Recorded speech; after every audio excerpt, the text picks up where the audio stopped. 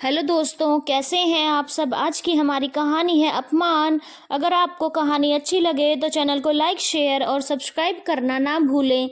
जैसे ही रोहन घर में घुसा तो माँ के चीखने की आवाज़ आ रही थी। ओहो, फिर सामत आ गई नेहा की। लगता है आज फिर कोई गलती कर दी उसने। क्या हुआ माँ, क्यों लाल पीली हो रही हैं? कितना बुरा लगता है, आपके चीखने की आवाज़ घर के बाहर तक जा रही है। ये बात अपनी बीवी को समझा। कैसी गवार लड़की मेरे सर पर लाके बिठा दी है तूने। मैं तो तंग आ गई हूँ इससे, माँ गुस्से में बोली। अब क्या कर दिया इसने? रोहन झुंझलाया।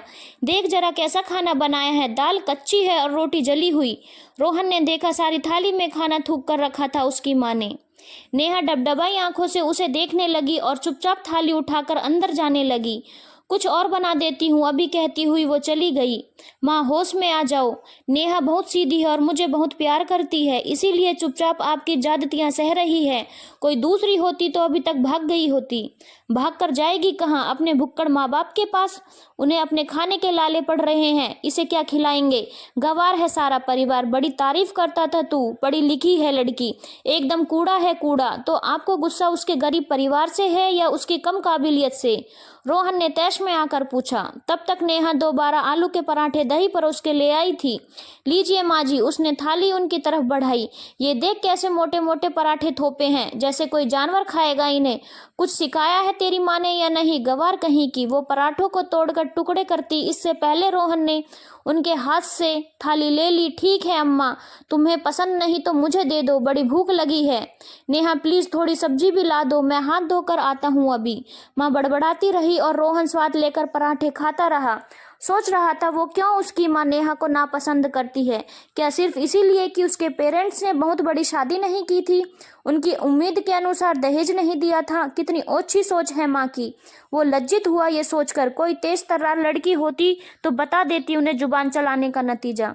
अगले ही साल माँ ने रोहन के छोटे भाई अनुज की शादी अपनी पसंद से एक ऊंचे घराने की लड़की मेनका के साथ कर दी। मेनका सुंदर थी और अमीर माँ बाप की इकलौती बेटी थी।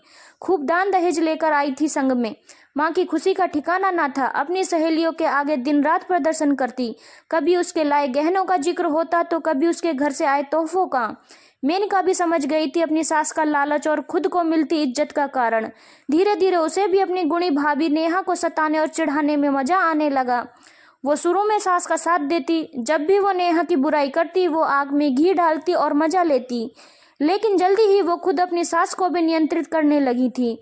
उसने यही देखा था, यहाँ जब भी सास गुस्सा होने लगे उसके आगे कोई महंगी चीज मुंह पर मारो और उनकी बोलती बंद कर दो। दिन और बढ़े तो उसकी जुबान भी खुलने लगी। वो आए दिन अपनी सास को ही खरी खोटी सुना देती। उसकी सास अक्सर नेहा को डांटती थी। जब भी कोई बच्चा बीमार होता और नेहा उसे रोहन को पकड़ाती, वो झट से हमारे 10 बच्चे हुए हैं, हमने तो कभी तुम्हारे ससुर को परेशान नहीं किया। आजकल की औरतों को देखो, हर बात पर पति की हेल्प चाहिए। एक दिन उसी तर्ज में वो मेनका को भी डांटने लगी। मेनका का गुस्सा 7वें आसमान पर पहुंच गया। अम्मा जी, मुझे नेहा भाभी समझने की भूल मत करना आप। मैं घर की ईंट से ईंट बजा दूंगी अगर किसी ने मुझसे पंगा लिया या मुझसे कुछ भी कहा। जानती नहीं, 3 गाड़ी भरकर सोना लाई थी अपने मायके से। रोहन की माँ सख्ते में आ गई। उसे आज तक सुनने की आदत थी, सुनने की नहीं। उसने घूर कर छोटी बहू को देखा। मेनका चिल्लाई, ज्यादा घूरिए मत, अनुज से कहकर आज ही मैं अलग घर में रहूंगी। यहाँ तो अजीब गवार लोग हैं, जीने ही नहीं देते चैन से। पैर पटकती वो अपने कमरे से बाहर आ गई। रोहन की माँ को आज पहली बार एहसास हुआ कि किसी को गवार कह देना कितना सरल होता है, पर खुद के लिए गवार सुनना उतना ही अपमानजनक। वो इतने वर्षों से नेहा को गवार, कूड़ा, बेवकूफ कहती रही। उसने कभी पलटकर जवाब नहीं दिया। कितनी शांत और सहनशील है वो। और एक ये कल की आई लड़की उनके एक बार गुस्सा करने पर भड़क गई।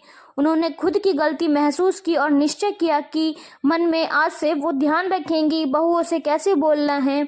अपनी इज्जत अपने हाथों में ही होती है। अगर दूसरे से लेनी है तो पहले खुद संयमित और शिष्ट व्यवहार करें, तभी आपको वो इज्जत मिलेगी।